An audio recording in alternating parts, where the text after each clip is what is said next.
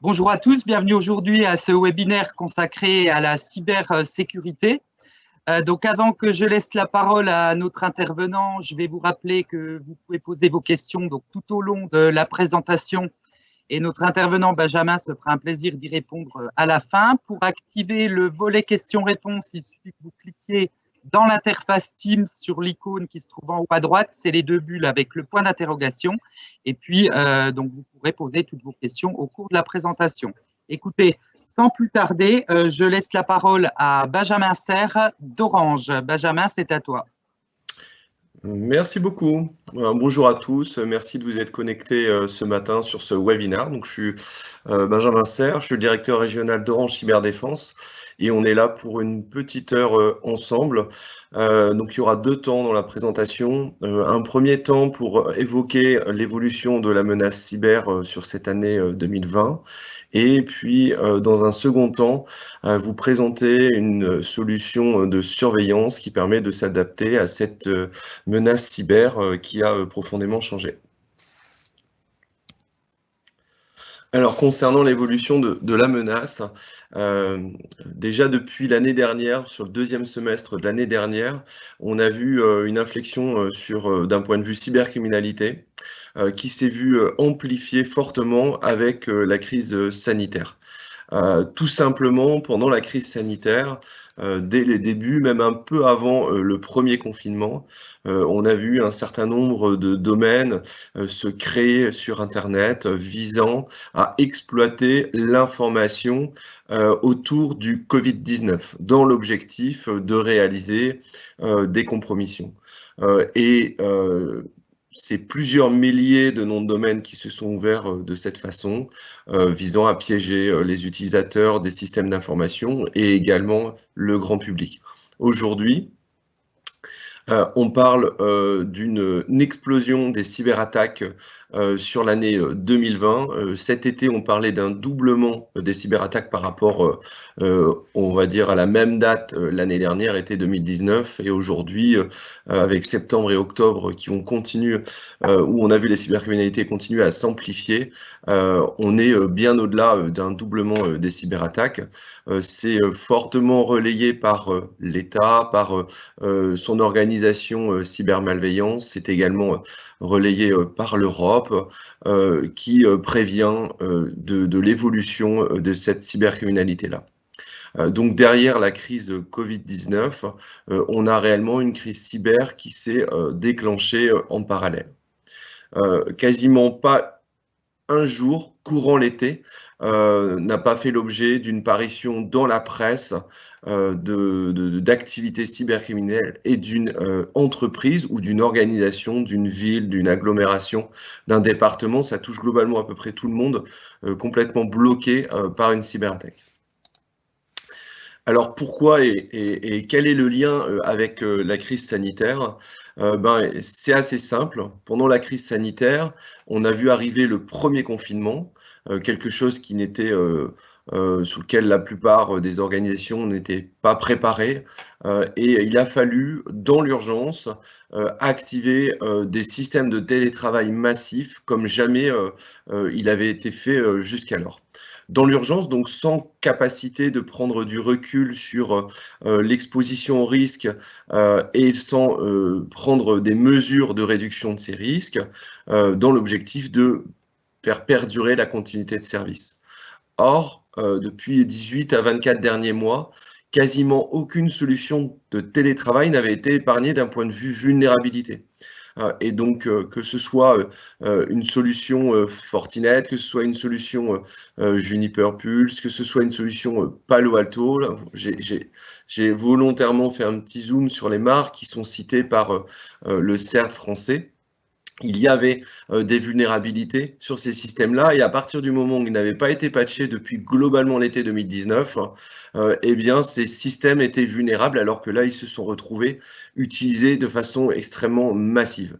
Il y a eu d'autres exploitations sur Citrix que je mets en avant déjà en fin d'année dernière, et donc on voit vraiment que personne n'a été épargné dans l'apparition, la révélation de vulnérabilités. Donc autant de portes potentiellement ouvertes, exploitables par les attaquants et qu'ils ont pu exploiter dans cette phase de télétravail massive où les attaquants savaient que tout le monde se connectait par ces systèmes-là, et de nombreux ont été mis en place quand ce n'est pas des systèmes directement basés sur le protocole RDP, en publiant un service Microsoft RDP, pour les structures les plus petites, il n'est vraiment pas rare qu'on observe l'utilisation de ce système qui ne sont pas du tout prévus pour connecter des télétravailleurs de façon sécurisée, car extrêmement vulnérables à tout un tas d'attaques. Et l'attaquant se retrouve dans le système d'information directement. Et puis, il y a eu également de nombreux pièges faciles à mettre en place au travers du phishing. Ça, c'est un deuxième vecteur d'entrée, certainement le principal vecteur d'entrée.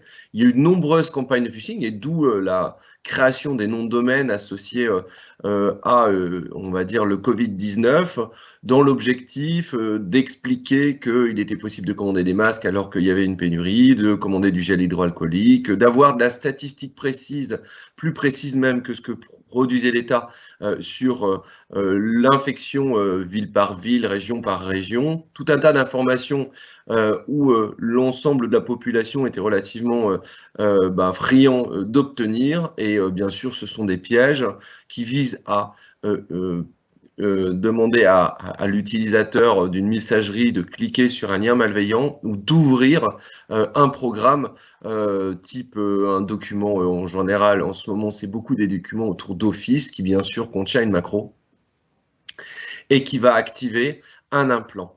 Donc, l'un des principaux vecteurs d'infection qui a fait la une de la presse, c'est certainement la campagne Emotet, qui est encore en cours et qui a la particularité que lorsqu'une première victime ouvre un mail, la première chose que fait le programme Emotet, c'est collecter les 10 derniers destinataires à qui cette même personne a envoyé des mails dans son système de messagerie et renvoyer le mail piège à ces 10 personnes, donc à la fois à l'intérieur de l'organisation ou des amis proches ou des partenaires proches, ou voilà. Et donc ça a déclenché une réelle pandémie d'infection qui a été exploitée courant l'été, qui a été relancée à la fin de l'été et qui est encore exploitée au jour d'aujourd'hui. Et énormément de cyberattaques qui aujourd'hui paraissent dans les médias sont liées à cette campagne Emotet ou sont liées à un système de télétravail qui est vulnérable et qui a été pourtant déployé massivement pour permettre le travail à distance et la continuité de l'activité. Donc, ce sont principalement ces éléments-là qui font le lien avec la crise sanitaire.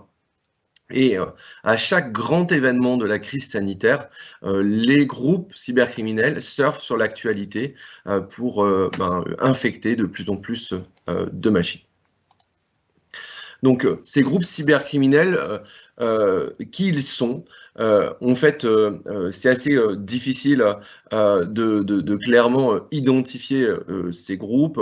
En tout cas, ce n'est pas Orange Cyberdéfense qui vous donnera du détail sur, on va dire, le pays d'appartenance de tel ou tel groupe. On a listé ici un certain nombre de groupes qui font parler beaucoup d'eux dans les attaques qu'ils mènent. C'est le MagIT qui recense un petit peu toutes les cyberattaques qui ont pu être médiatisées et qui ont fait suivre l'évolution. Et lorsqu'il y a un nom de ransomware qui est mis en évidence, il le classifie. Donc ça vous montre l'explosion des cyberattaques en France, sachant qu'en janvier-février, le niveau de cyberattaque était déjà très élevé par rapport à l'année 2019. D'un point de vue relatif, il faut faire attention à ce graphe. On peut penser qu'il n'y avait pas d'attaque, quasiment pas en janvier-février, alors que déjà en 2019, on parlait d'un accroissement extrêmement important des cyberattaques et les premières courbes, les premiers chiffres de janvier et février sont dans cette continuité.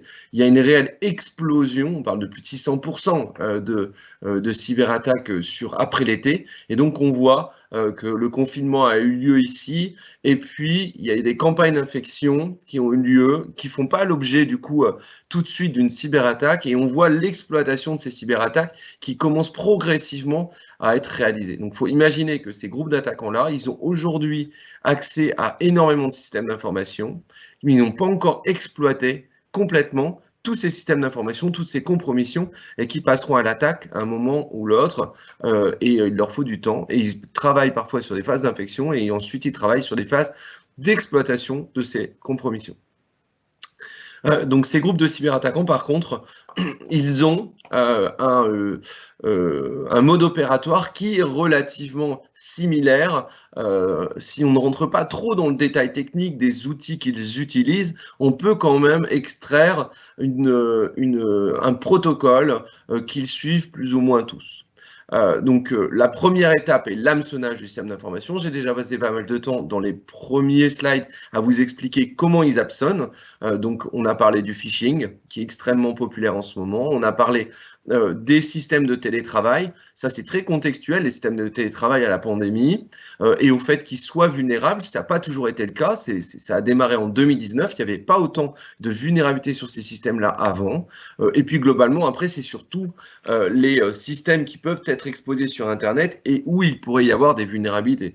Un site web, un système de transfert de fichiers peu sécurisé, etc. Et ce n'est pas parce qu'il a été sécurisé à un moment, au moment où vous l'avez mis en place, qu'il l'est toujours, car les vulnérabilités, quand elles apparaissent, elles peuvent apparaître à tout moment. Et si vous n'êtes pas en veille sur l'apparition de vulnérabilités sur le système que vous utilisez, alors vous pouvez être exposé sans le savoir. C'est en définitive comme si vous aviez une porte fermée qui d'un seul coup s'ouvre parce que quelqu'un a identifié comment ouvrir la poignée alors que ce n'était pas prévu. Voilà. Donc ensuite, la deuxième étape, c'est pour l'attaquant, pour ces groupes d'attaquants, c'est de poser un implant. Généralement, il est directement réalisé par l'hameçonnage. Si je prends l'exemple des campagnes de phishing Emotet, Emotet, il va avoir deux objectifs. Un premier objectif sera de se repropager au travers de vos 10 derniers destinataires, renvoyer un mail avec le contenu de votre précédent mail pour pouvoir mieux piéger le destinataire. OK, ça c'est pour que l'infection et le nombre de compromissions s'augmente. Et par contre, en ce qui concerne la première victime, eh bien, il y a immédiatement l'activation d'un implant qui permet la connexion à un attaquant. Donc cet implant, il est camouflé. C'est généralement le programme qui est le plus complexe à détecter. C'est le programme le plus complexe à supprimer. Et on passe énormément de temps, nous, en réponse à incident, à supprimer ces implants parce qu'ils sont des mécanismes de persistance qui peuvent être multiples. Parfois, on peut avoir 6 mécanismes de persistance qui font que l'implant se réactive à chaque fois. Donc, son objectif à cet implant, c'est de se connecter à une IP sur Internet gérée par les attaquants. On appelle ça un serveur de commande and control. Cette connexion est une connexion sortante du système d'information. J'ai déjà eu l'occasion, pour ceux qui sont déjà venus au précédent webinaire, d'expliquer et d'illustrer ça par des présentations et des démonstrations qu'aujourd'hui, il nous est difficile de faire à distance. J'espère qu'on pourra être pour la prochaine fois en physique. Mais globalement, même si vous avez un firewall, eh bien, c'est comme si votre utilisateur se connectait à cette adresse et souvent, ces adresses sont trust. Donc, c'est-à-dire qu'elles ne sont pas forcément vues par vos firewalls comme des adresses très illégitimes ou suspicieuses ou malicieuses. Et ils font en sorte que ces adresses changent très fréquemment. Voilà. Et donc, c'est une connexion sortante qui leur permet évidemment d'avoir le contrôle sur votre système d'information, en tout cas sur cette première machine. De cette première machine, il y a deux choses qui peuvent se passer. La première chose, soit on est face à un groupe d'attaquants qui s'arrête là et qui va commercialiser la compromission à d'autres attaquants qui veulent l'exploiter, ou on est face à un attaquant qui est autonome dans l'hameçonnage des systèmes d'information et qui va continuer sa cyberattaque. On voit de plus en plus des groupes d'attaquants qui se spécialisent, certains sur l'hameçonnage, d'autres sur l'exploitation de ces réseaux compromis pour pouvoir procéder à la cyberattaque. Ce n'est pas du tout les mêmes compétences. Voilà. Donc, ils peuvent mettre beaucoup d'investissements sur le camouflage de ce premier programme et utiliser des programmes bien moins, on va dire, complexes à détecter sur la suite de l'attaque, parce que la première partie de l'attaque va permettre de gagner en privilège. Donc c'est l'objectif dans la phase de reconnaissance du système d'information depuis la première machine. Ils vont se connecter sur vos Active Directory comme un utilisateur lambda. Ils ont les droits à cet instant souvent de l'utilisateur qui a été le premier utilisateur compromis. Fouillez dans vos DNS pour identifier quelles sont les ressources disponibles dans le système d'information. Identifier des ressources qui sont vulnérables. Donc, très généralement, il s'agit d'identifier des systèmes anciens dans votre système d'information, absolument pas exposés à Internet, mais là, ils sont directement dans votre système d'information, qui vont leur permettre de gagner en privilège par d'autres vulnérabilités. Donc, ils ont des playbooks d'attaque comme ça. Et l'objectif va être d'accéder à un compte et de craquer un compte administrateur de votre domaine d'entreprise. À partir de là, eh bien, ils ont autant de droits sur votre système d'information que votre administrateur le plus puissant dans votre organisation. Et donc, ils vont pouvoir tranquillement déployer tout un tas d'outils pour pouvoir attaquer et préparer leur attaque.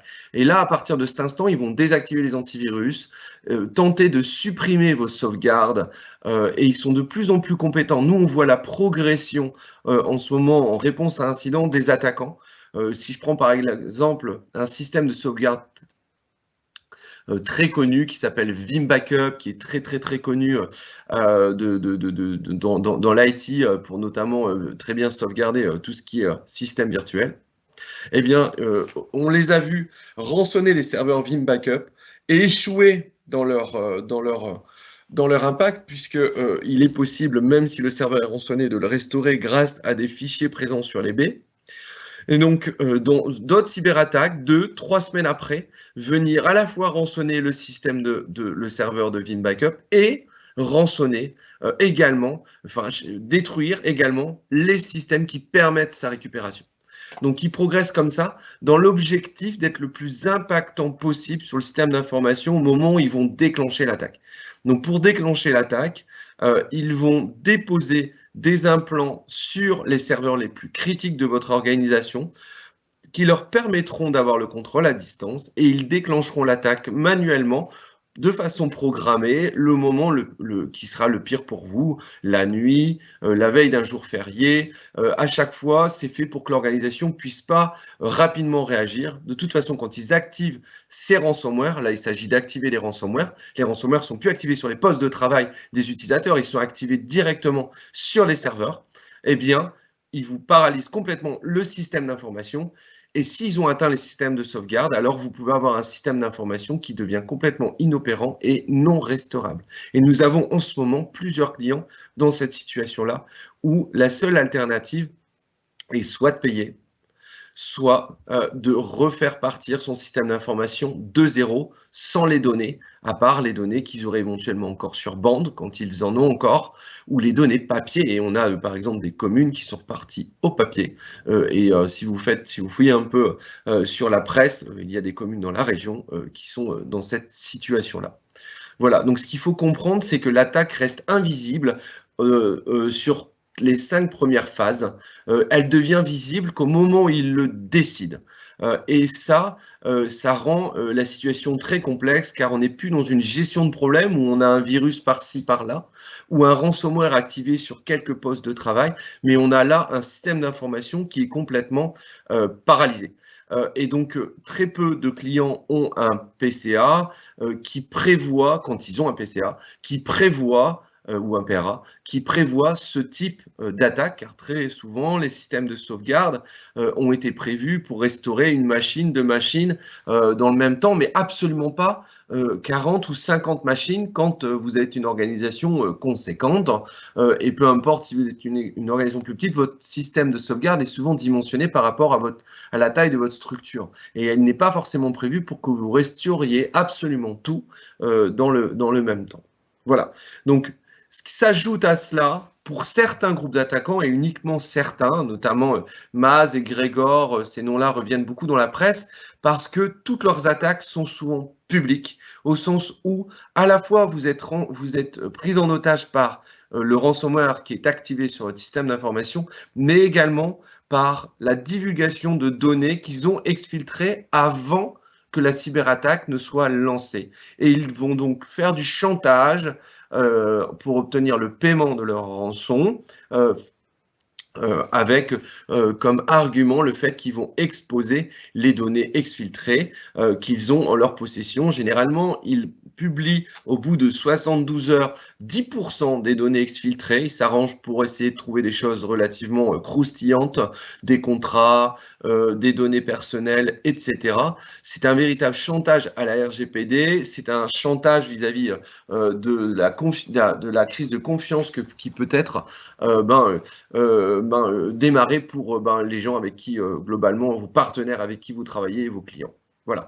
Et donc, c'est un double chantage dans ce cas-là. Voilà. Donc, ça, c'est un mode opératoire. L'attaque silencieuse, aujourd'hui, jusque, on va dire, cet été, les attaquants étaient là. Entre la première compromission et réellement le lancement de l'attaque telle que vous la voyez apparaître, il peut y avoir des semaines et des mois. Ça s'est raccourci cet été avec des playbooks d'attaquants, certains attaquants qui vont plus vite. Alors, c'est une bonne et une mauvaise nouvelle, car quand ils vont plus vite, souvent, ils sont moins impactants, parce qu'ils prennent moins le temps de préparer leur attaque et, par exemple, ils n'arrivent pas à bloquer les systèmes de sauvegarde. Par contre, c'est plus compliqué de détecter et de réagir rapidement. Bien sûr, ça challenge beaucoup les organisations. 80% des attaques, si ce n'est pas pour dire 90%, sont des attaques où l'attaquant est là depuis plusieurs semaines, voire plusieurs mois avant d'activer son attaque. Et là, effectivement, ils sont très, très, très impactants au sens où ils ont eu énormément de temps de se préparer. Et il n'est pas rare de voir, moi j'ai encore eu un client hier qui nous indiquait qu'il avait été attaqué par un de ses prestataires et que pour eux, l'attaque a été flash, puisque en 1 heure, l'attaquant avait rançonné le système d'information parce qu'il avait acquis des droits dans l'autre système d'information, celui du prestataire administrateur. Voilà. Donc des attaques par rebond, ça existe. On est au courant, nous, en ce moment, d'attaques sur, par exemple, des entreprises, des petites SS2I qui proposent localement du service informatique à leurs clients régionaux et qui, eux, ont été sous attaque avec leur système de sauvegarde complètement altéré et qui mettent à mal, du coup, l'ensemble de leurs clients dans le même temps. Et là, c'est extrêmement impactant pour ces entreprises-là qui doivent à tout prix se protéger au meilleur niveau et pour leurs clients qui sont du coup complètement pris au dépourvu. Voilà, donc ces groupes d'attaquants, c'est à peu près le mode opératoire qu'on retrouve. Ce qui va différer, c'est la méthode d'hameçonnage, c'est la méthode de persistance, c'est la méthode pour faire la cartographie et le ransomware, évidemment, comment il va être activé, etc. Par contre, globalement, le processus est le même à peu près tout le temps. Donc ça, c'est sur les cyberattaques que vous entendez énormément dans les médias. Il y a d'autres types de cyberattaques, notamment sur Office 365, etc., qui ont lieu, mais qui ne sont pas dans mon propos d'aujourd'hui. Alors voilà, donc là j'ai fini pour la première séquence concernant l'évolution du marché cybercriminel, des groupes cybercriminels. Et ce que je vous propose, c'est de vous présenter les évolutions qu'Orange Cyberdéfense propose à ses clients pour s'adapter à cette menace. Alors, en introduction, on a déjà eu l'occasion d'intervenir sur la CCI 2.3 et c'était l'année dernière. Et ce service n'était pas encore disponible pour l'ensemble des entreprises. Nous opérons des centres de surveillance pour nos grands clients déjà depuis un bon nombre d'années. On est aujourd'hui, Orange Cyberdéfense, le leader en cybersécurité en France et en Europe. Et le sujet du SOC, qui sont des services de détection d'incidents de sécurité et de réaction, est un des services sur lesquels on est leader. Cela dit, la plupart des entreprises et des organisations qui sont équipées de ce type de système sont des structures très importantes, par exemple des comptes du CAC 40, des banques, des structures étatiques ou des structures qui ont une réglementation particulière car en cas de défaillance ont un impact sur le fonctionnement du pays et qui sont soumis à la loi de programmation militaire. Jusque-là, il ne nous était pas facilement possible de proposer ce système de détection, ce type de système de détection à tout type d'entreprise. Tout simplement parce que dans les SOC dont je parle, pour les grands clients, nous avons une surveillance qui est complètement adaptée à chaque structure. Donc ça fait appel à beaucoup de personnalisation et donc du coup, la composante humaine est extrêmement importante dans ces systèmes-là, ce qui les rend très onéreux et il est quasiment impossible de faire quelque chose à moins de 500 ou 1 million par an et donc impossible de proposer ça à une PME, une ETI, même à une grande entreprise. C'est déjà aujourd'hui, ou une grande collectivité, des montants qui sont beaucoup trop importants par rapport à leur activité. Et donc ça c'est quelque chose qu'on a voulu réellement faire changer et on a challengé énormément nos méthodes de travail pour pouvoir proposer des systèmes de détection qui sont abordables pour une PME, pour une petite collectivité comme une commune, comme une association, etc. Aujourd'hui, l'offre est disponible dès une cinquantaine de serveurs au poste de travail. On peut même descendre un peu autour d'une vingtaine de postes de travail et de serveurs. On reste dans des budgets qui restent limités. Et avec la même offre, on va adresser également des grosses structures du type département, région ou encore des hôpitaux, des groupements d'hôpitaux, etc. Donc tout ce que nous on appelle le marché intermédiaire. Cette offre est réellement faite pour ça. Alors pourquoi on ne l'a pas sortie avant? Tout simplement parce que ce n'était pas possible. C'est aussi l'émergence de technologies qui nous a permis, et de l'intelligence artificielle, de proposer ça. L'intelligence artificielle nous fait gagner énormément de temps, réduit le temps humain nécessaire et inhérent à ces systèmes de surveillance et nous permet d'être beaucoup plus efficaces, donc proposer des solutions beaucoup plus industrialisées et abordables pour tout type de structure. Donc c'est vraiment quelque chose de nouveau. Il existe encore peu de services de ce type sur le marché. On l'a lancé il y a quelques mois et on est venu nettement améliorer l'offre pendant le premier confinement. Parce qu'on a pu observer par nos cellules de veille cette crise cybercriminelle, cette crise cyber s'activer en même temps que le Covid-19. Et la seule réponse aux méthodes d'attaquants actuelles est d'être plus proactif dans la détection des attaquants. Ils mettent un certain temps pour pouvoir opérer leur attaque et c'est sur ce temps-là, qui est notre allié pour pouvoir réagir avant qu'on soit en situation de crise. Donc cette offre est vraiment faite pour l'ensemble des segments de marché. On est en train de la travailler et je pense que ça va sortir courant le premier semestre de l'année prochaine, la même offre mais adaptée à nos clients pro, PME, ou même avec un simple poste de travail, on va pouvoir proposer un système de surveillance adapté avec un niveau de coût qui soit associé à ce type de structure. Voilà. Donc aujourd'hui, la limite un peu de l'offre, elle est autour, on va dire, idéalement d'un point de vue budget, c'est une cinquantaine de postes de travail et de serveurs, et elle est autour et on a des clients qui ont une vingtaine de postes qui ont souscrit, ou serveurs qui ont souscrit à l'offre. Alors l'objectif, c'est quoi? Donc comme j'ai expliqué tout à l'heure, le mode opératoire de l'attaquant, et là il est extrêmement résumé, il est simple, il y a une première infection, ensuite il y a toute une phase de cartographie qui dure des jours, des semaines, voire des mois, et l'attaque devient visible, d'accord? Et lorsque l'attaque devient visible, on est directement sur un niveau d'impact qui est extrêmement important, parce que l'attaque, elle est activée sur le cœur du système d'information, voire elle a permis d'anéantir vos systèmes de sauvegarde. Donc du coup, l'objectif ici, il va être de réagir entre l'infection et l'activation de l'attaque pour pouvoir empêcher l'attaque générale de s'activer, tout simplement. Donc, le système de service Microsoft vous propose, a pour objectif de détecter une infection, de détecter les opérations de l'attaquant pendant la phase de préparation, car il est possible que l'infection nous échappe. Aucun système aujourd'hui, aucun prestataire, on va dire, qui aujourd'hui travaille dans la cyber ne vous garantira de toujours détecter l'infection. Les attaquants ont toujours, par défaut et de façon intrinsèque, un pas d'avance sur les systèmes de détection. C'est normal. Eux, ils s'adaptent au système de détection pour les dépasser et nous, on court pour pouvoir toujours les améliorer.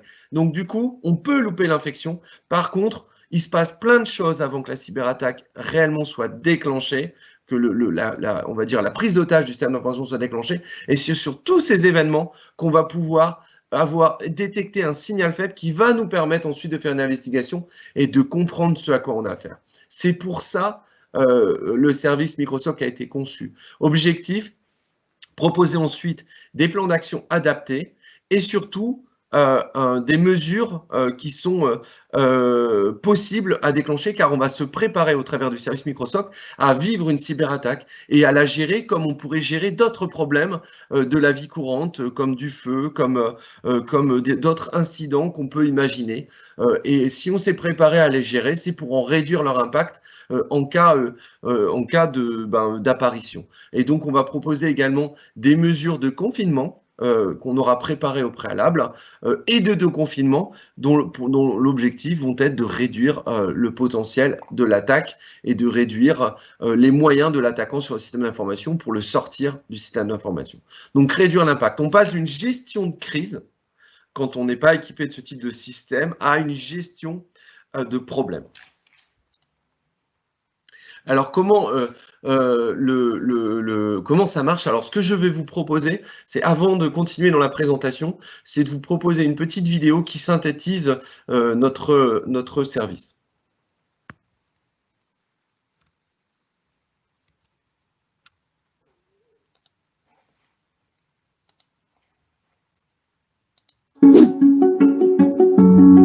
Les cyberattaques ont plus que doublé en 2020 et ciblent des entreprises de toute taille.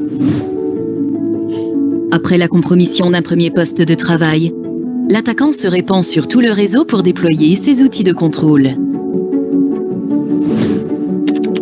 Lorsque le hacker lance son attaque, il s'agit d'une attaque programmée. Elle impacte tout le système d'information et pas une seule machine isolée. Le temps de réaction de l'entreprise non préparée est très long et ce délai peut lui être fatal. Pour protéger les postes de travail et les serveurs de votre organisation, Orange Cyberdéfense présente Microsoc.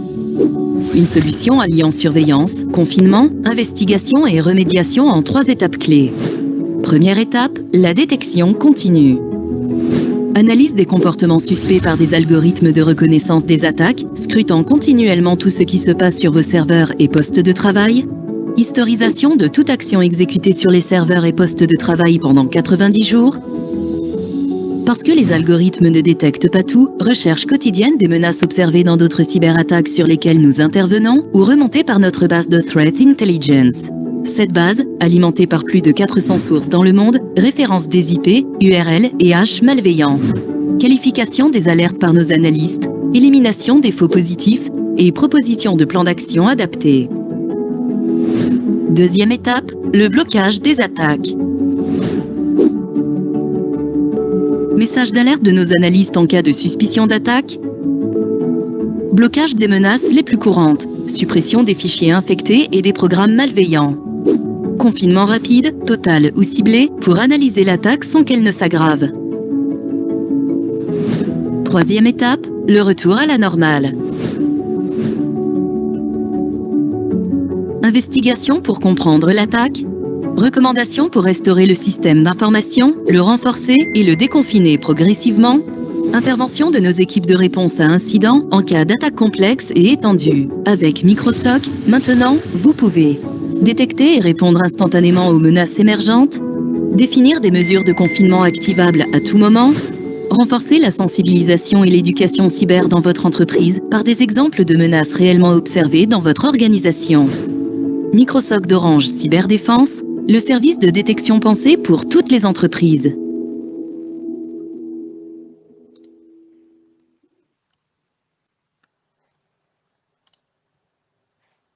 Alors voilà. On va rentrer un petit peu plus dans le détail sur comment ça fonctionne.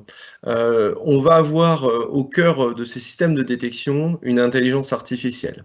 Cette intelligence artificielle, sur la base de data qu'on va pouvoir collecter dans les systèmes d'information qu'on souhaite superviser, vont avoir un certain nombre d'algorithmes qui vont détecter des techniques, des tactiques d'attaquants.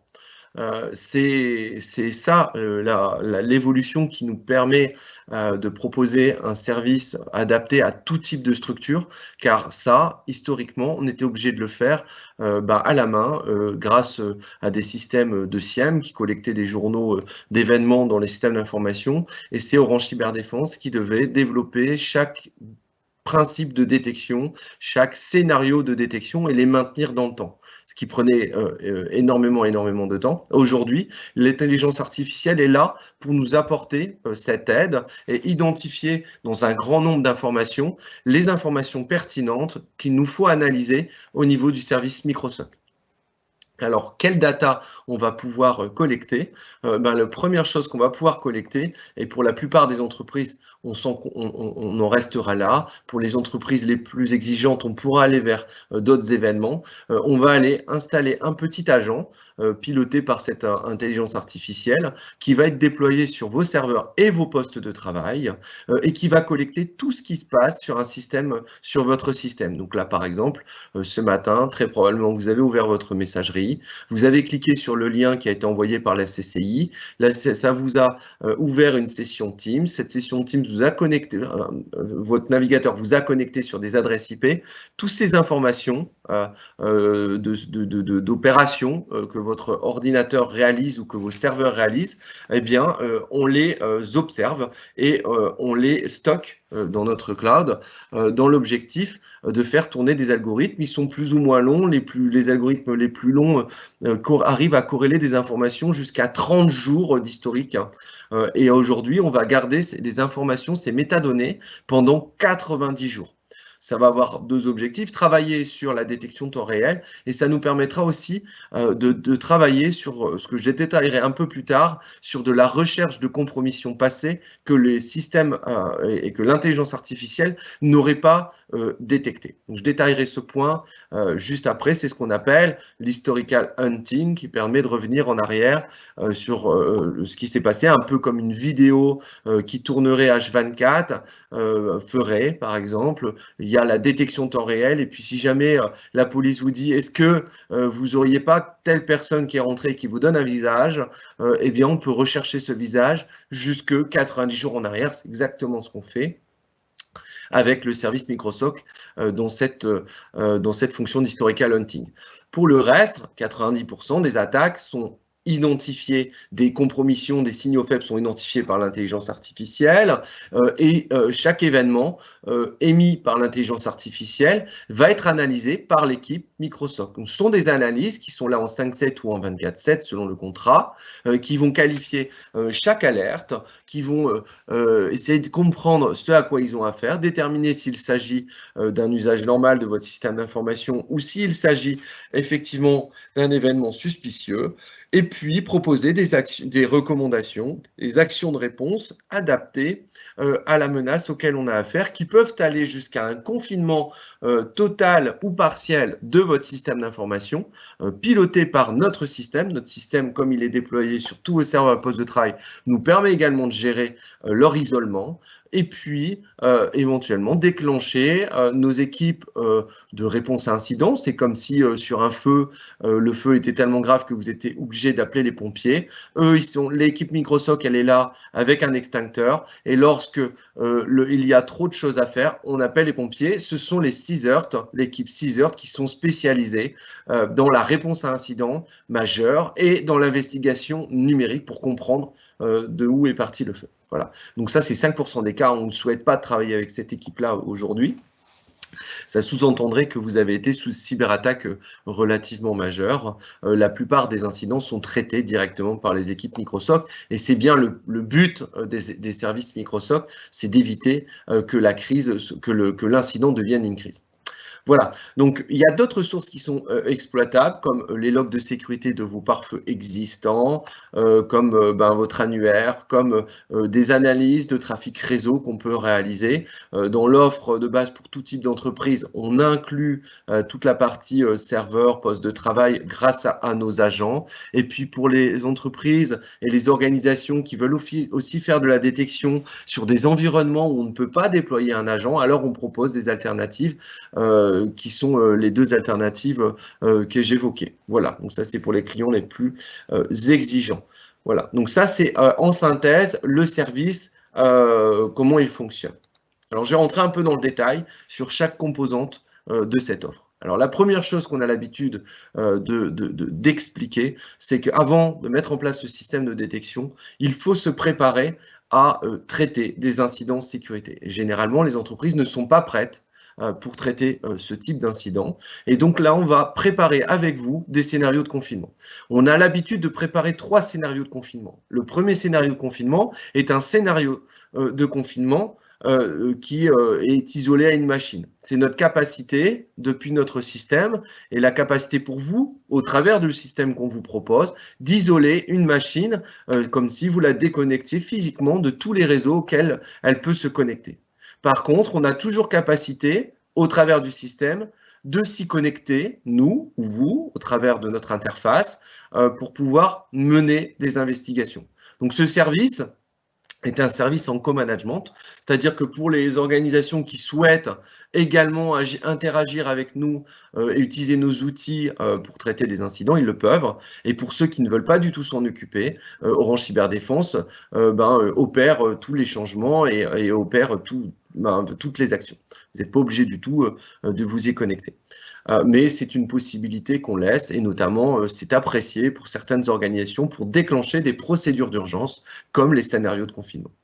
Deuxième scénario de confinement, le même que le premier mais élargi à tout le système d'information sauf quelques ressources vitales pour l'organisation. Donc, on définit avec vous quelles sont les ressources que vous voulez maintenir lorsqu'on active ce scénario d'urgence. C'est un scénario d'urgence qui n'a pas vocation à perdurer dans le temps. Hein. C'est quelque chose qui va nous permettre de figer la situation pour éviter la propagation automatique, par exemple, d'un malware, ce qui n'est pas vraiment les menaces qu'on rencontre aujourd'hui, qui sont plutôt des menaces passées qu'on a déjà rencontrées, par exemple, en 2015-2016 avec WannaCry et Petya. Par contre, aujourd'hui, on voit un petit peu moins ce type de menace, mais on prépare quand même ce scénario-là car ça peut revenir à tout moment. D'accord? Donc ça, c'est pandémie mondiale, toute entreprise peut être touchée, on ne sait pas trop ce qui se passe. Bon, on peut bloquer le système d'information jusqu'à se comprendre mieux si on est exposé ou pas au risque. Voilà, ça peut être un des scénarios. Ou alors, on observe vraiment une propagation au sein de votre réseau qui va très très vite.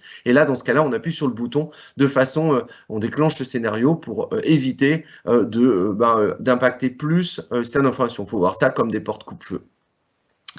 Troisième scénario, plus adapté aux groupes cybercriminels tels qu'ils opèrent aujourd'hui, car ils opèrent manuellement à distance au travers de leur réseau de command and control, c'est de déconnecter Internet sur tout le système d'information.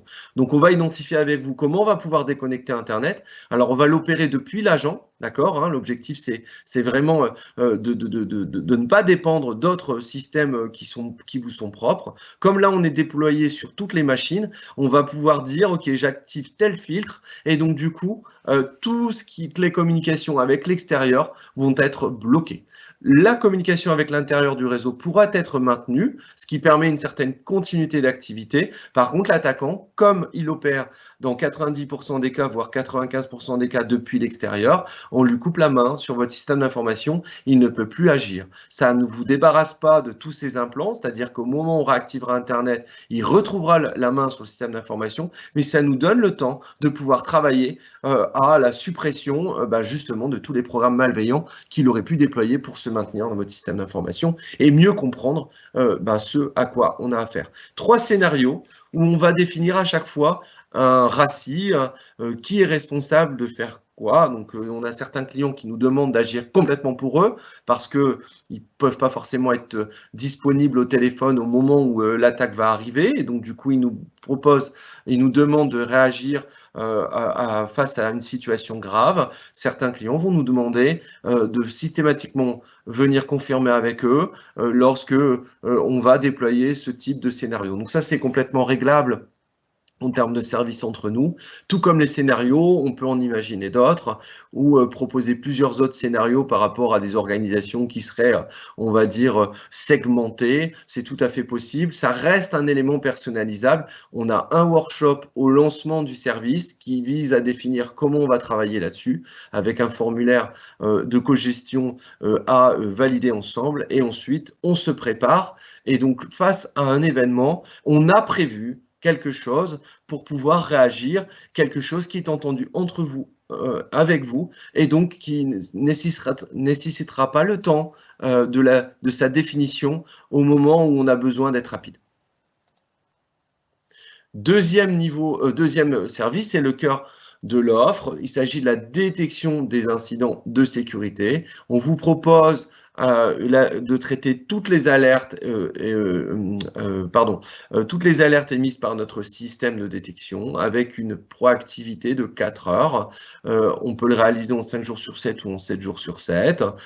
Et là, l'objectif, c'est que pour chaque événement, on va venir identifier et qualifier ce que la machine nous a apporté et proposer un plan d'action adapté. On va commenter toutes les alertes que la machine va nous proposer. Vous avez accès à cette machine par la même interface que nous utilisons quand nous faisons de la qualification et nous, on va annoter annoter les incidents avec notre analyse, acquitter les événements qui nous paraissent finalement être des faux positifs. La machine peut se tromper et puis parfois la machine surtout elle ne peut pas parfois savoir exactement ce qui se passe dans votre système d'information, elle trouve ça suspicieux. C'est à l'homme de revenir contextualiser. Cependant, elle nous a fait gagner énormément de temps et je pense que l'intelligence artificielle, c'est bien comme ça qu'il faut l'utiliser aujourd'hui. Elle ne peut absolument pas être autonome dans sa prise de décision, sauf pour les cas les plus probants, comme par exemple un antivirus pourrait le faire. On détecte un malware qu'on sait très connu, alors il est bloqué automatiquement par la machine et on laisse faire, d'accord. Par contre, pour tout un tas d'autres événements, elle ne pourra pas être autonome et il ne faut surtout pas la laisser faire car elle pourrait prendre des décisions préjudiciables pour vous. Enfin, lorsque on a vu cette crise sanitaire, cette crise cyber s'opérer en parallèle à la crise sanitaire, on a vraiment cherché, comme je le disais tout à l'heure, à rendre l'offre encore plus accessible d'un point de vue budget. Et donc, on a beaucoup challengé nos abacs de charges de travail en matière de surveillance. On s'est rendu compte de 2 choses. Bien sûr, on s'y attendait, on avait prévu le temps passé à surveiller un petit client versus un grand client, le facteur périmètre à surveiller, taille du périmètre à surveiller est un facteur important.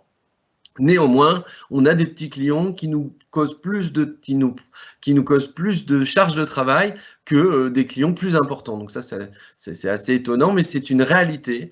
Tout simplement, c'est lié au niveau de sensibilisation des collaborateurs de notre client. Donc, s'ils sont faiblement sensibilisés, alors ils cliquent partout. Et là, il y a tout un tas de menaces qui peuvent être, qui peuvent apparaître sur son système d'information, alors qu'il y a un client qui aurait au préalable réalisé des campagnes de sensibilisation plus importantes et de façon régulière, eh bien, on a beaucoup moins de charges de travail d'un point de vue surveillance. Ça ne veut pas dire que vous pouvez vous passer de la surveillance, on ne pourra jamais avoir un niveau de sensibilisation parfait, c'est impossible. Du coup, notre service est toujours aussi important. Par contre, pour un client plus sensibilisé, ça nous coûte moins cher de le surveiller. Voilà.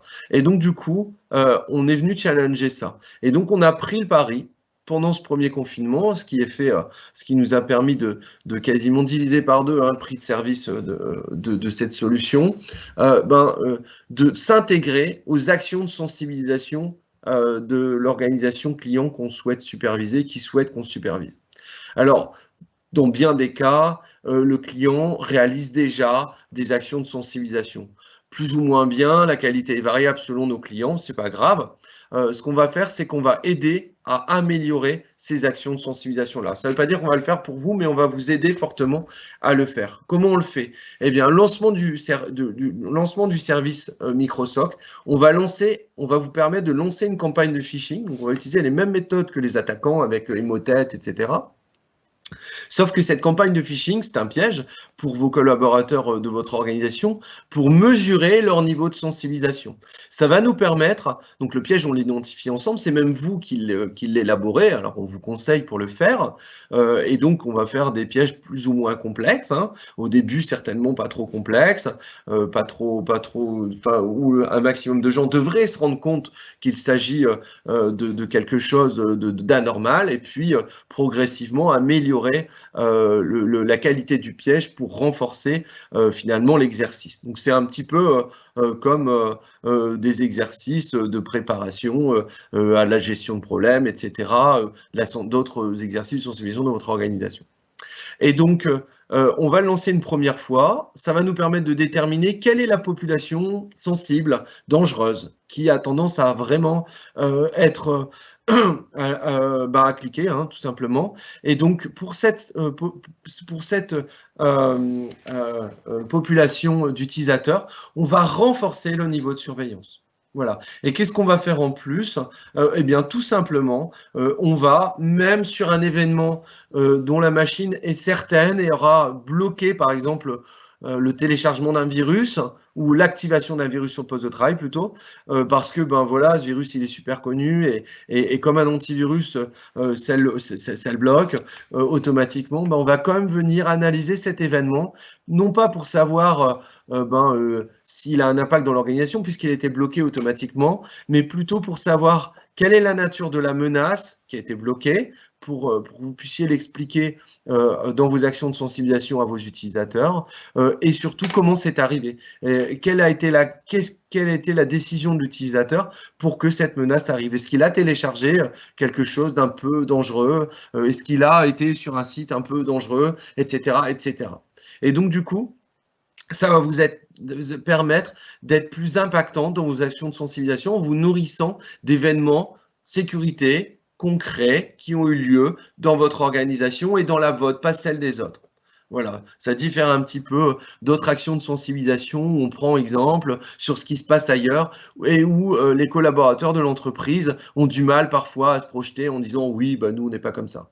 Voilà. Et donc du coup, ça vous permet de renforcer cette sensibilisation et nous, c'est un pari pris, mais on a donc associé les abacs de surveillance par rapport aux organisations les plus matures. Donc bien sûr qu'on sait qu'il y a des gens qui continueront à cliquer. Même chez nous, en cyberdéfense, c'est notre métier, ce risque est également existant chez nous, et même à l'armée, j'ai envie de dire. Ça peut pas être zéro. Par contre, on a augmenté le niveau de vigilance des utilisateurs, et donc nous, on sait qu'on y passera moins de temps. Donc c'est un pari qu'on a pris pendant ce premier confinement, et on a baissé le prix du service pour en tenir compte. Tous les semestres, on va venir relancer ces campagnes de sensibilisation sur vos utilisateurs. Ça va devenir un exercice où ils vont s'habituer à l'avoir, mais c'est intéressant parce que pour le coup, ils vont être habitués aussi à être vigilants. Voilà, donc tous les semestres, dans ce service MicroSoc, vous avez la possibilité de relancer les campagnes de phishing. On vous demande d'ailleurs de le faire. Alors, le mode opératoire pour déployer ce service, il est simple. Pour toutes les structures de moins de 500 postes de travail et serveurs, il y a une petite phase préparatoire où, au travers d'une ou deux réunions, nous allons refaire quand même une petite passe sur votre niveau de protection vis-à-vis des principales menaces qui peuvent vous affecter. Pas les menaces qui vont toucher Google ou Apple ou PayPal, hein. Les menaces qui peuvent vous toucher, vous, à partir du moment où vous avez une messagerie où vous êtes connecté à Internet. Et donc, vous aurez la possibilité, au travers de ce premier travail, d'avoir votre niveau de protection, votre niveau de risque par rapport aux menaces les plus courantes. Donc, on passe sur 6 à 8 menaces les plus courantes et on couvre à peu près tout ce qui peut vous toucher. Et vous avez aussi des mesures qui vous sont préconisées si vous voulez augmenter ce niveau de sécurité. Voilà, c'est important de pourquoi on le fait. Tout simplement parce que là, qu'est-ce qu'on est en train de vous proposer? On est un peu le Securitas ou le Verisure, si vous connaissez ces entreprises-là, dans le monde de la cyber. On déploie un système de surveillance qu'on maîtrise très bien et des équipes qui surveillent pour vous. Mais ça ne veut pas dire que vous avez du coup la possibilité de laisser les portes ouvertes ou de ne pas vous assurer que les fenêtres ont été fermées chaque soir. Voilà, si je dois prendre des analogies dans le monde de la cyber, c'est ça. Et parfois, le problème, c'est que dans la cyber, c'est pas comme dans le monde physique. Hein. L'attaquant dans le monde physique, il peut pas s'asseoir dans votre canapé pendant 3 semaines sans que vous le voyez. Pourtant, dans la cyber, c'est le cas. Votre porte, elle ne peut pas rester ouverte dans le monde physique. Vous voyez bien qu'elle est ouverte. Et dans le monde cyber, c'est beaucoup plus complexe à observer. Donc, du coup, pour toutes les entreprises de moins de 500 postes et serveurs, ce n'est pas une option. On souhaite passer ça et ça fait partie intégrante de notre service. Et pour toutes les structures supérieures à 500 postes et serveurs, nous, on pense que vous avez déjà réalisé normalement ce travail-là car vous avez plus de ressources dans vos organisations pour le faire et c'est une option. Ensuite, on identifie ensemble les mesures de confinement à adapter à votre organisation, comment on va réaliser les campagnes de phishing et au passage, on vous forme sur le lancement de ces campagnes de phishing, je vous explique comment les dérouler. Le traitement des résultats est automatisé par notre système, à la fois nous permettra du coup d'augmenter notre vigilance sur les utilisateurs non avertis et vous publiera les résultats. Ensuite, on configure le tenant de surveillance qui est nécessaire pour opérer votre surveillance. Et puis, on vous met à disposition ces petits capteurs, donc présentés sous forme d'agents, à déployer sur l'ensemble de votre système d'information. Serveur uniquement, serveur et poste de travail. Le mieux est quand même d'inclure les postes de travail parce que la menace, c'est très souvent là qu'elle démarre. Voilà, donc si vous mettez que sur les serveurs, c'est bien, mais on va le détecter tard et ça risque souvent d'être trop tard. Voilà. Enfin, c'est vous qui déployez cet agent sur le périmètre à surveiller. On est là pour vous assister. S'il faut faire des scripts pour vous aider, on les fera. Vous pouvez déployer ça par SCCM, par vos outils de distribution habituels, par GPO. Tous les moyens sont possibles. C'est un déploiement qui est simple. On déploie le système en mode détection seulement au départ, sauf pour nos clients sous cyberattaque qui souhaitent déployer le système. On déploie énormément de systèmes de ce type en réponse à incident. J'expliquerai pourquoi tout à l'heure on fait ça, où là on déploie en urgence en mode blocage. Et puis, pendant toute la phase de déploiement, eh ben, nous, on va avoir un grand nombre d'alertes qui vont arriver dans notre console. C'est normal, au démarrage, les algorithmes apprennent de votre système d'information et ils vont quand même pas savoir bien se débrouiller au début. Et nous, on va les aider en les paramétrant à être sur la juste détection pour vous. On va donc traiter toutes les alertes qui génèrent et résoudre et reparamétrer l'algorithme pour qu'il ne nous alerte plus sur ce qui n'est pas nécessaire. Et puis par contre, une fois qu'on aura réglé un peu tout ça, donc il y aura pas mal de questions qu'on va vous poser parce que un algorithme aura détecté que telle application nous paraît suspicieuse parce qu'effectivement il y a des vulnérabilités importantes d'un point de vue sécurité. Peut-être par contre que c'est normal que vous l'utilisez, auquel cas on baissera le niveau de vigilance sur cette application qui est sous contrôle chez vous. Dans d'autres cas, on verra que sur certaines machines, on va avoir des programmes type script qui peuvent paraître très proches de ce qu'un attaquant pourrait réaliser, mais c'est normal, c'est bien des actions d'administration, etc. Et donc, on va du coup s'adapter et faire en sorte que les algorithmes s'adaptent à votre organisation. Une fois qu'on a bien un système qui est sous maîtrise, alors on passe en surveillance. Donc, le temps d'apprentissage, il est inhérent au temps de votre déploiement. Si vous mettez 1 mois à déployer, ce sera 1 mois plus 30 jours. D'accord? Parce que l'algorithme le plus long, c'est à peu près 30 jours. Si vous mettez 1 semaine ou quelques jours à déployer, c'est 30 jours plus plus quelques jours. Voilà. Voilà. Et on a dès la fin du déploiement une surveillance qui s'opère. Ensuite, on va passer en surveillance proactive, 5 jours sur 7 ou en 24/7 en option. Un SLA, la notification sous 4 heures, qui correspond à un SLA lié à l'évolution des menaces actuelles. Voilà, les cyberattaques les plus rapides, c'est 24 à 48 heures. Donc, 4 heures est un bon SLA et on viendra augmenter ce SLA si les cyberattaques évoluent. Aujourd'hui, on garantit déjà d'avoir traité vos alertes sous 4 heures. Un test de phishing qui est réalisé chaque semestre. Et en option, comme pour le benchmark, ça reste une option ici. Vous n'êtes pas obligé de le faire avec nous. On vous le propose si vous le souhaitez. On a une équipe d'ethical hacking qui est une des plus grandes équipes d'ethical hacking de France. Eh bien, un audit d'intrusion annuel pour faire le tour des portes et des fenêtres pour voir si certaines ne se sont pas ouvertes. Voilà. Donc, c'est quelque chose qu'on veut vraiment faire, comme je le disais. OK, on a un système de surveillance.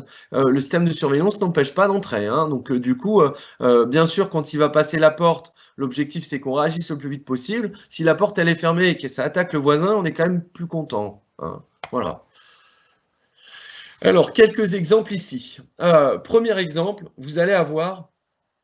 voilà, un utilisateur qui a cherché à télécharger le film Avenger. Donc, il est dans un zip. Cet utilisateur fait partie de la population qui a tendance à se faire piéger dans nos campagnes de phishing. Donc, c'est pourquoi on va traiter de façon plus détaillée cet incident. Donc là, le malware qui est détecté, c'est un malware ultra connu, 56 antivirus sur 69 le référence. Donc, si vous voulez, la machine, là, elle n'a pas de problème. Elle va tout de suite bloquer. Donc, il n'y a pas besoin d'action humaine pour bloquer cette propagation-là. Par contre, on va quand même s'intéresser à cela. Pourquoi? Parce qu'est-ce qu'on va voir? On voit que cet utilisateur-là, comme il n'aura pas réussi à ouvrir son zip, il l'aura passé à d'autres camarades, d'accord, qui, eux, n'auront pas réussi non plus. Et donc, finalement, cette menace, si elle n'avait pas été détectée, elle aurait très, très bien fonctionné. Et l'objectif, c'est essayer d'expliquer cela pour que dans une action de sensibilisation, eh bien, vous ayez ce fait concret, alors pas forcément en pointant du doigt les personnes, mais pour dire voilà ce qui a été observé dans le système d'information. Et donc d'être beaucoup plus impactant dans votre action de sensibilisation. Objectif que ce type de comportement se réduise progressivement et que notre population à risque devienne de plus en plus réduite. Voilà, et donc moins d'attaques et moins d'alertes pour nous, donc c'est moins cher. Deuxième type de détection, ici, c'est pour vous illustrer qu'on ne peut pas laisser la machine se débrouiller toute seule. La machine, elle est là pour nous alerter sur un volume de données extrêmement important, identifier des signaux faibles. Et c'est ça qui est très compliqué à réaliser. Elle nous aide bien en cela, mais ça ne veut pas dire que chaque aiguille qu'elle trouve en tant que signaux faibles est forcément une attaque. Là, en l'occurrence, vous avez quoi à l'écran? Quelqu'un qui ouvre un WinRAR, ensuite ça a lancé une commande, ça lancerait un script PowerShell. Ce script PowerShell a lancé une connexion à distance, puis a lancé également en parallèle un VS-admin. Un VS-admin, ça permet de faire une administration locale et l'objectif, c'est ici de supprimer les shadow copies. Ici, il n'y a aucun malware. Ce n'est que des actions possibles dans un système d'information. C'est juste que la succession des actions est suspicieuse. Il y a des cas où ce qu'on va observer, le lancement d'un script PowerShell qui supprime les shadow copies, sont des actions d'administration normales parce que on a un problème d'espace disque et pour le coup, on est en train de se libérer de l'espace en supprimant des vieilles sauvegardes. Très bien. Et donc du coup, ce n'est pas un attaquant. Et dans d'autres cas, effectivement, c'est une tactique d'attaquant. Il va venir supprimer ces sauvegardes-là. Alors, supprimer les sauvegardes Shadow, c'est le minimum qu'il va savoir faire. Donc, ils le font quasiment systématiquement, comme supprimer les logs pour effacer leurs traces, etc. Et donc, c'est des tactiques, des techniques d'attaquants qui sont connues par les algorithmes. Et l'objectif, c'est de les identifier, les mettre en évidence. Et c'est à notre analyste de vous appeler, vous dire, OK, on a vu ça, nous on a vu ça, on a regardé aussi si dans le système, comme on historise tout, on n'aurait pas d'autres machines qui auraient eu une commande de type suppression des sauvegardes, c'est ça qui nous intéresse. Et lui, c'est le cas. Là, on a une IP, une deuxième IP. Alors, on est dans un lab, c'est tout faux, hein, tout ce qui est écrit, hein, mais c'est ce qu'on observe réellement chez nos clients. Et donc, on va vous dire, OK, bah, finalement, on a vu ça, ça. Est-ce que c'est des actions d'administration normales? Est-ce que c'est pas le cas? Et si c'est pas le cas, là, on est sur quelque chose de problématique parce qu'on a un attaquant qui potentiellement a un droit qui lui permet d'exécuter des commandes d'administration. Donc, on est déjà assez loin dans l'attaque et qu'il faut bloquer immédiatement parce qu'il est en train de préparer. On n'est pas dans l'infection, on est dans une phase qui est un peu plus loin dans l'exploitation de l'attaque et dans la préparation de l'attaque. Et c'est exactement ça qu'on cherche à faire. Et le système, comme il historise tout, nous permet alors de faire toutes les recherches qu'on veut en pivotant entre l'utilisateur qui a utilisé, à quoi il a accédé, quel autre système il a accédé, le type de commande, les adresses de connexion, etc. Et là, on commence à dérouler eh bien, une analyse, et c'est le rôle des analystes de réaliser ces opérations-là.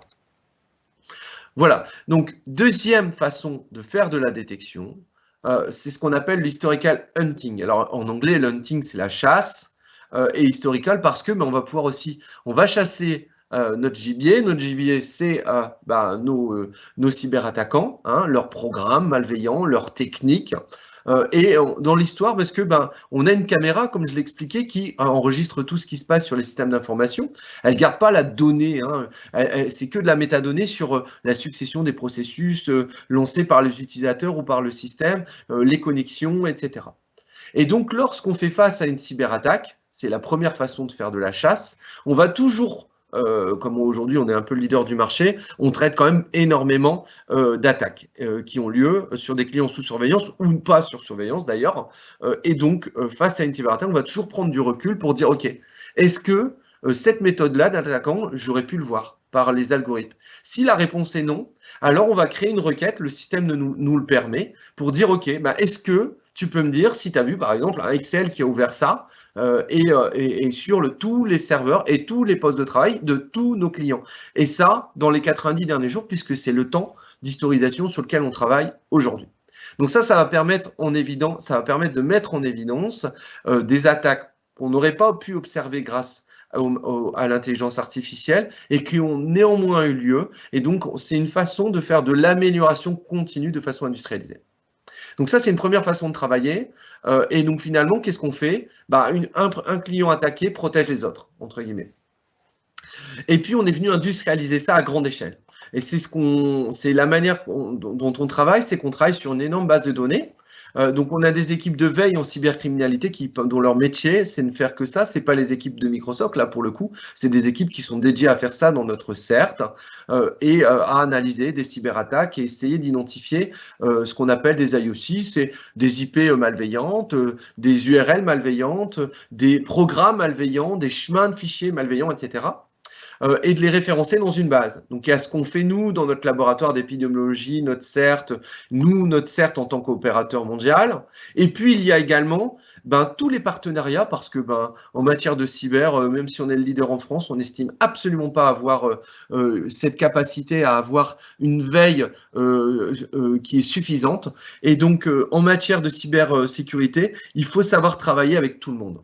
Et donc, tout le monde le fait. D'ailleurs, tous les gens un peu sérieux dans le monde de la cyber se parlent sur les sujets de veille et échangent des informations sur la veille, sur la cybercriminalité. C'est la seule façon pour pouvoir s'adapter face à des attaquants qui, eux aussi, s'adaptent à ce qu'on fait. Donc, du coup, on a noué pas loin de 200 partenariats avec tout un tas de structures dans le monde qui vont nous alimenter notre base de données avec des IP, des URL, des noms de domaine, des haches de fichiers malveillants, qu'on sait malveillants, d'accord? Donc ça, c'est plus de 400 sources aujourd'hui. Ça peut être des associations comme la Phishing Initiative, qui suit un peu toutes les campagnes de phishing dans le monde. Ça peut être des éditeurs qui participent à nous alimenter, où on achète des sources d'alimentation de ce qu'on appelle, nous, des IOC, ou ça peut être des organes étatiques comme des CERT, comme des chercheurs, etc. Eux aussi ont besoin d'informations. On a en capacité en tant qu'opérateur d'observer des choses que d'autres ne peuvent pas observer. Donc, on les partage et on échange, ils nous partagent également. Et tout ça, c'est des millions et des millions de data qu'on collecte tous les jours face à la cybercriminalité pour essayer de la reconnaître au mieux et de s'améliorer en continu. Quand on prend les données, alors on va scorer ces données dans notre data lake, et ce qu'on va faire, c'est qu'on va prendre des échantillons les plus probants, les plus actifs dans le jour, et on va venir dire, OK, bon bah voilà, j'ai une liste d'URL, j'ai une liste d'IP, j'ai une liste de tout un tas d'informations cybercriminelles qui sont hyper d'actualité. Dis-moi, machine, si tu les as vues passer sur les réseaux clients dans tous les serveurs, tous les postes de travail de tous nos clients. Et si c'est le cas, émets une alerte. Voilà. Et donc, ce que la machine va faire, c'est ce croisement-là. Et ça va générer une alerte qui va être traitée alors par les équipes de Microsoft, qui va peut-être mettre en évidence un incident passé d'il y a que 90 jours, hein, puisqu'on a 3 mois d'historisation dans les systèmes de l'information de nos clients. Donc, exemple, ici, on a traité une cyberattaque chez un client qu'on ne surveillait pas. C'est une PME, il y a 300 employés, un sous-traitant de groupe industriel.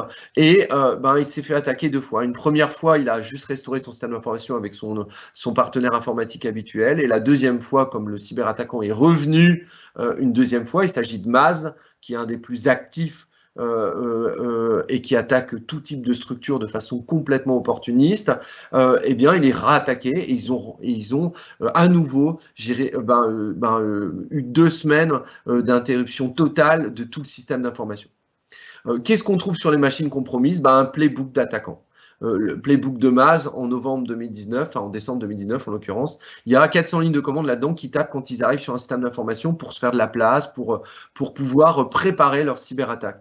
Là-dedans, ils vont faire plein d'actions et nous, ce qui va être très intéressant, ça va être d'identifier des commandes qui vont passer sur les systèmes d'information qui sont complètement improbables. C'est-à-dire que si on les recherche sur un autre système d'information et qu'on les retrouve, il est fort à parier que ce soit eux qui les ont tapés. Donc, par exemple, une commande où on est obligé d'adopter une convention de nommage, par exemple. Voilà. Et donc, c'est ça qu'on va chercher. Et du coup, on va monter cette requête. Et cette requête, elle va être lancée sur tous les serveurs, tous les postes de travail de tous nos clients. Et ça va permettre de remettre en évidence le positionnement de Maz sur certains clients. La même attaque, 3 mois après quasiment, enfin c'est 2 mois après, Bouygues Télécom s'est fait attaquer. On n'est pas intervenu nous sur Bouygues Télécom. Par contre, c'est l'ANSSI, l'Agence nationale de sécurité des systèmes d'information, qui est intervenue. Quand l'ANSSI intervient sur un groupe comme ça, elle va beaucoup plus loin dans ses investigations que ce qu'on peut faire nous, puisqu'elle va sortir du périmètre du client.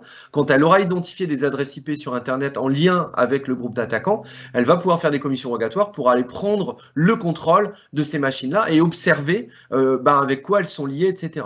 Et eux, ils vont révéler encore plus de choses que nous en matière d'IP, d'URL à traquer, de hash de fichiers à traquer, de comportements et de tactiques à traquer.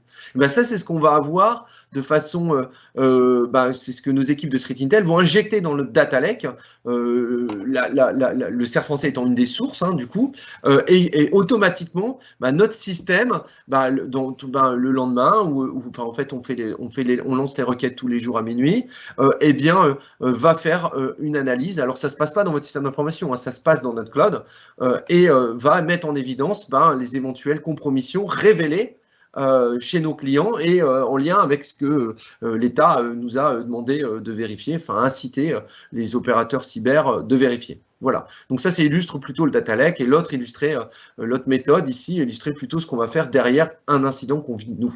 Voilà. Et c'est là que vous voyez que les groupes de cyberattaquants sont extrêmement opportunistes. Là, ils sont sur une entreprise PME, vraiment une petite PME, et dans le deuxième cas, ils sont sur un grand groupe. Et dans les deux cas, sachez qu'ils ne savent pas qui ils attaquent. Voilà. Enfin, face à une cyberattaque qui aurait été révélée il y a 2 mois, par exemple, on va devoir répondre à des questions beaucoup plus complexes. Est-ce que l'attaquant a eu accès à de la donnée? Est-ce qu'il a exfiltré? Est-ce qu'il a eu accès à des réseaux avec qui je suis en confiance et j'ai des connexions qui sont mes partenaires, etc. Voilà, tout ça, c'est de l'investigation numérique, d'accord? Pilotage de crise. Et donc ça, vous êtes client de notre CSIRT au travers du service Microsoft. Par contre, cette prestation d'investigation numérique qui est déployée que dans les cas les plus complexes, vous sera facturé 1 500 € par jour et par profil, et il sera déclenché que sous votre accord. Il vous restera toujours la possibilité, nous on vous aura identifié les machines concernées, et il vous restera la possibilité de les restaurer tout simplement sans forcément lever le voile sur ce qui s'est passé. Donc ce n'est pas obligatoire, voilà, c'est conseillé. Voilà, donc j'en ai terminé avec ce service MicroSoc et ce que l'on peut faire, c'est prendre des questions maintenant. Alors, avant de le faire, oui, j'ai deux choses encore à vous dire. La première, c'est que c'est un service qui est relativement accessible. Ce service est facturé pour nos plus petites structures 6 000 € par an. Pour la surveillance, par exemple, d'une cinquantaine de serveurs et de postes de travail. Et puis, c'est dégressif jusque, on va dire, des structures d'1 millier de postes. C'est dégressif de façon assez linéaire. Et à partir d'1 millier de postes, on est sur un coût de service de 25 ou 30 € par machine et par an surveillé.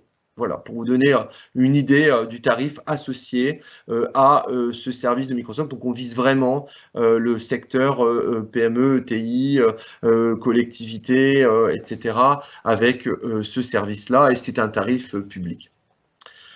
J'ai une dernière vidéo à vous présenter, car le service MicroSoc ne traite pas la partie protection l'email. En tout cas, il ne vise pas à empêcher certains mails d'arriver. Il est là pour traiter les mails qui ont passé les filtres. On a également un service qui vous permet de renforcer votre sécurité email, notamment sur 365, et qui est complémentaire à ce qui vous a été présenté. Donc, une petite vidéo de 2 minutes, après quoi je prends les questions. Le contexte lié à la crise sanitaire a favorisé une forte hausse des cyberattaques.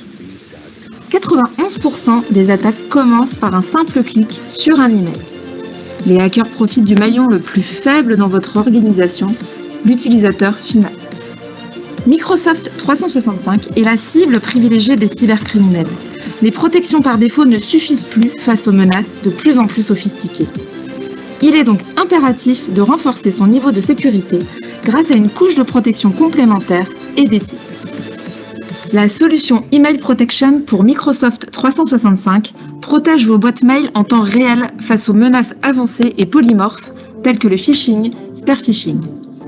Orange Cyberdéfense vous accompagne dans la configuration de cette solution qui s'appuie sur une technologie française qui traite plus d'1 milliard de boîtes mail dans le monde entier, alimentant ainsi son moteur d'intelligence artificielle et de machine learning. Email Protection filtre l'ensemble des emails reçus. Le portail administrateur vous permet de visualiser rapidement et en détail toutes les menaces catégorie par catégorie. L'ensemble des éléments sont cliquables, ce qui vous permet d'ajouter simplement des filtres. Et parce qu'une sécurité à 100% n'existe pas, vos collaborateurs peuvent signaler depuis leur messagerie d'un simple clic un email malicieux qui sera remonté aux équipes du Threat Center. En cas de menace avérée, la solution supprime tous les emails de cette nature. Vos collaborateurs sont régulièrement formés en ligne grâce à des modules personnalisés, automatisés et basés sur des exemples réels et concrets. Jusqu'à présent, vos collaborateurs étaient submergés par les emails et représentaient le maillon faible. Avec Email Protection, ils gagnent du temps et deviennent l'ultime rempart de votre sécurité.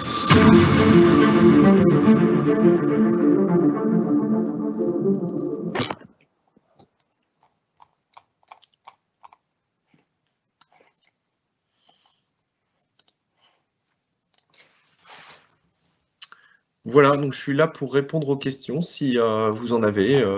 On a encore quelques minutes pour prendre les questions. Bien, merci Benjamin du coup pour cette conférence très très précise sur le thème de la cybersécurité. Alors effectivement, on a 3 questions qui sont arrivées donc sur le chat. Donc la première, l'impact du télétravail pour la sécurité de l'ETI ou des collectivités ou des entreprises. Quelle solution ? Concernant les systèmes de télétravail, donc j'ai expliqué qu'en début de présentation qu'effectivement beaucoup étaient vulnérables. Vulnérables, ça veut dire que des vulnérabilités ont été révélées et les éditeurs de solutions de télétravail ont mis à jour, ont proposé des mises à jour qui les corrigent. Donc il est impératif de mettre à jour de façon régulière vos systèmes. Voilà, donc ça c'est la première réponse. Voilà, ça va, on va dire, éviter de faciliter le travail des attaquants qui, du coup, ici, n'ont même pas besoin d'identifier un couple et un mot de passe pour pouvoir rentrer. Voilà, cela dit, si dans votre organisation, vous le savez, que des mots de passe sont faibles, comme dans la plupart des organisations, peuvent être utilisés, les attaquants peuvent, c'est toujours plus compliqué, mais peuvent toujours, comme d'ailleurs avant que les vulnérabilités existent, c'était déjà le cas, tenter de les identifier et les craquer. Donc le mieux, et c'est également le cas pour Office 365, c'est d'activer une solution d'authentification à double facteur pour éviter que si un identifiant a fuité ou si un mot de passe est trop faible, que les attaquants puissent rentrer par la grande porte en devinant la clé. Voilà. Donc on a également au catalogue d'Orange Cyberdéfense une solution d'authentification forte qui fonctionne à la fois pour Office 365, pour tous les services cloud que vous utilisez, mais aussi pour le système de télétravail que vous utilisez. Voilà. Également, n'utilisez pas, n'exposez pas des serveurs RDP, Microsoft RDP sur Internet. Il faut absolument éviter cela. Les attaquants adorent ce système-là parce que c'est un système Microsoft et qui n'est pas du tout prévu pour être exposé directement sur Internet. Et donc, du coup, ils arrivent rapidement à compromettre ce type de système passé par un système sécurisé type VPN SSL qui est à jour et associez-y un système d'authentification à double facteur. Un client qui est sous cyberattaque aujourd'hui, quand on l'accompagne au départ dans la gestion de crise, systématiquement, il déploie quoi? Un système d'authentification à double facteur. Évidemment, il met à jour ses environnements et il change ses mots de passe puisque là, pour le coup, il a été compromis et la plupart, souvent, les attaquants arrivent à en identifier un grand nombre. Tous les mots de passe faibles sont facilement craquables rapidement. Bien, merci Benjamin pour ces précisions. Donc, on a une deuxième question. Les attaques se passent sur des éléments communs et connus, les protocoles connus. Avez-vous des exemples d'attaques qui ont lieu sur des services non connus? Alors, aujourd'hui, les cyberattaques ciblent beaucoup et énormément les systèmes Microsoft.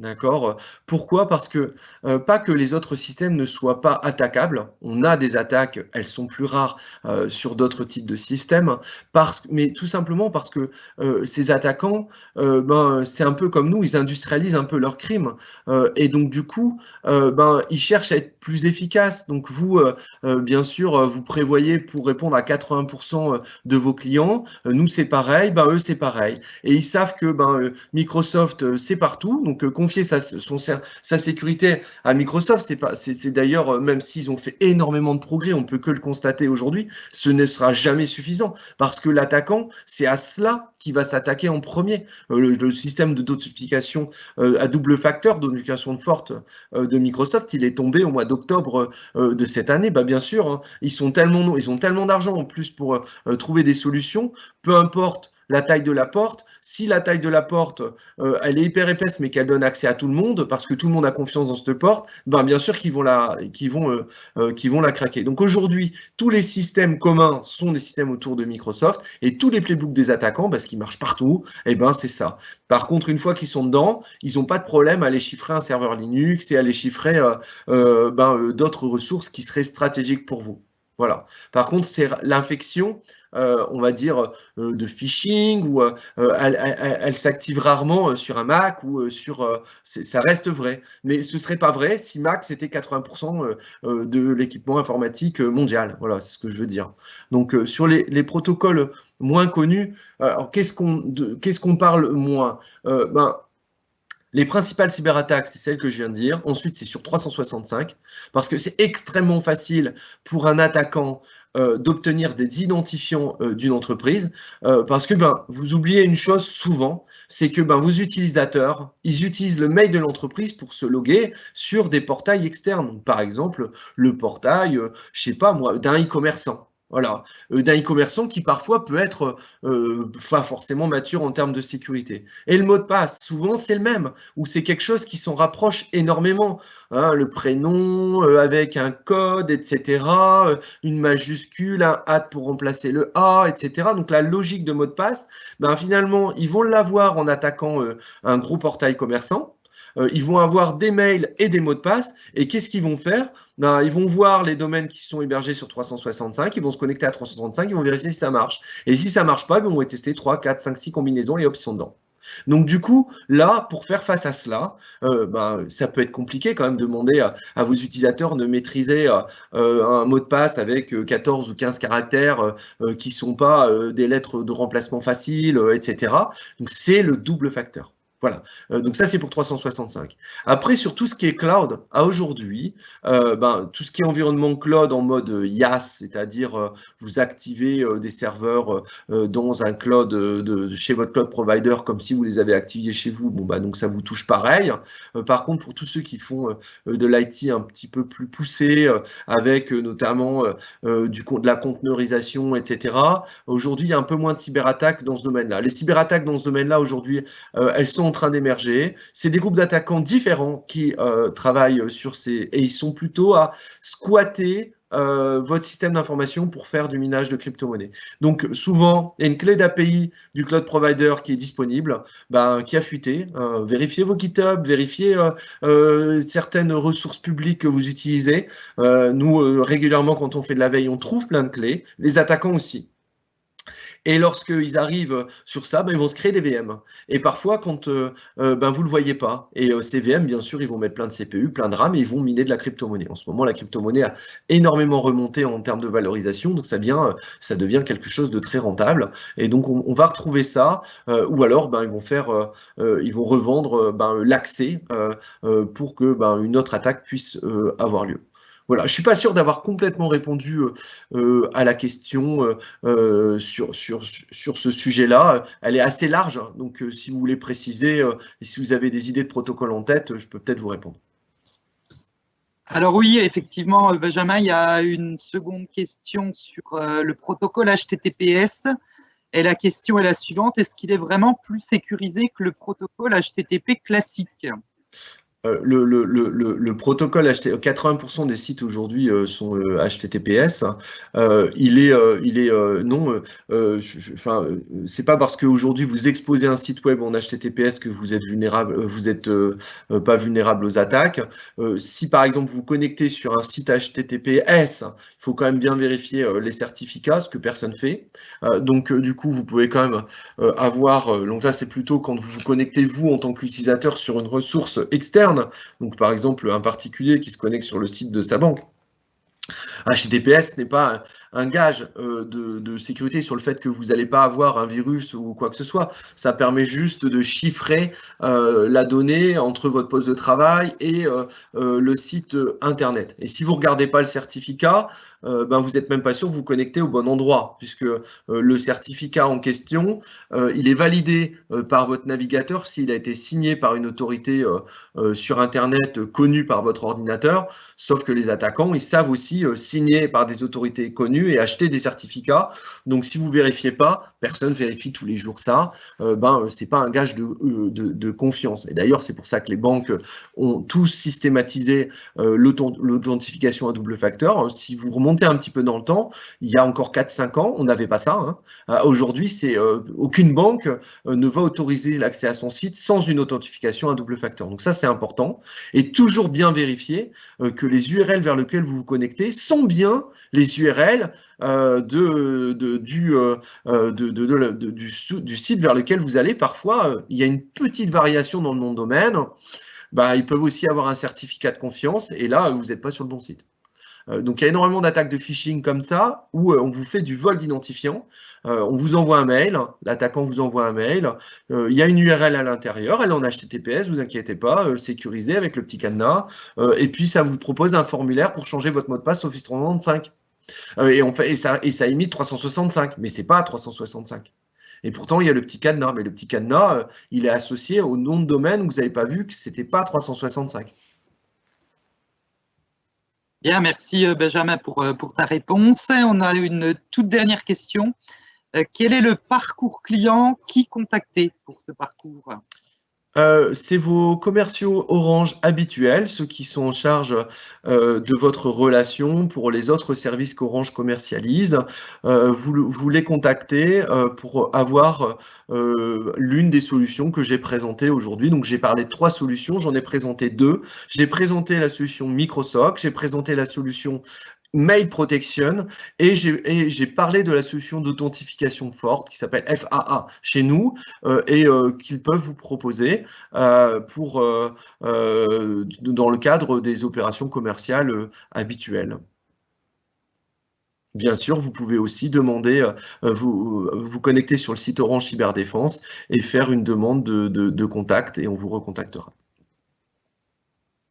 Bien, écoute, Benjamin, donc on a fait le tour des questions. Moi, je tenais à te remercier donc pour cette belle conférence qui est très instructive. Et donc, tout le monde pourra retrouver dans quelques jours en replay sur notre chaîne YouTube. On enverra d'ailleurs un mailing comme à notre habitude à toutes les personnes qui étaient inscrites aujourd'hui. Et moi, je remercie donc encore Benjamin et je vous donne rendez-vous donc pour notre prochain webinaire qui aura lieu le 9 décembre sur le thème de la transformation numérique des commerçants. Merci à tous. Merci à vous, au revoir.